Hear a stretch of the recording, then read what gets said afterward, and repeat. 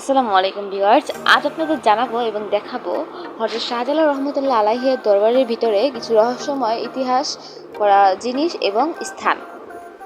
প্রথমে এই বিল্ডিংটা দেখতে পাচ্ছেন, এখানে হলো হাজারো পায়রার বসবাস। এটা হলো মহিলাদের নামাজের স্থান। ওই যে লোকগুলো উঠে যাচ্ছে, এটা হলো মাজার, এটা মসজিদ।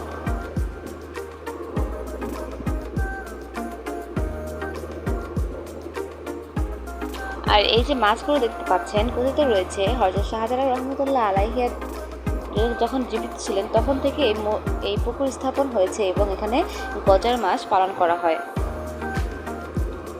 তাই সিলেটবাসী কখনোই গজার মাছ খায় না। এই তো আমি ছোট মাছখানে গজার মাছগুলোকে খাওয়াচ্ছি। এরপর আপনাদের নিয়ে যাব আরও একটি ইতিহাস করা স্থানে।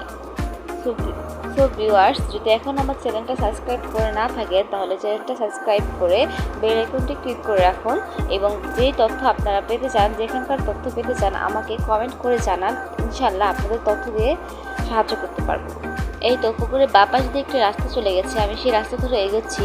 এখানে রয়েছে এই যে সাইড দিয়ে যে কবরগুলো দেখতে পাচ্ছেন, এখানে সালমান শাহ বাংলার নায়ক উনি শায়িত রয়েছেন, মানে তার কবর এদিকে আছে।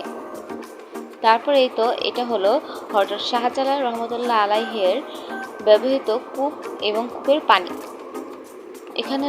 এখানে রয়েছে চারপাশে খেজুর গাছ এবং একটি হাউস এবং এই হাউজে রয়েছে সোনালী রঙের কই মাছ, শিং মাছ। তবে সবাই কিন্তু এই মাছ দেখতে পারে না, যারা ভাগ্যবান তারাই দেখতে পারে।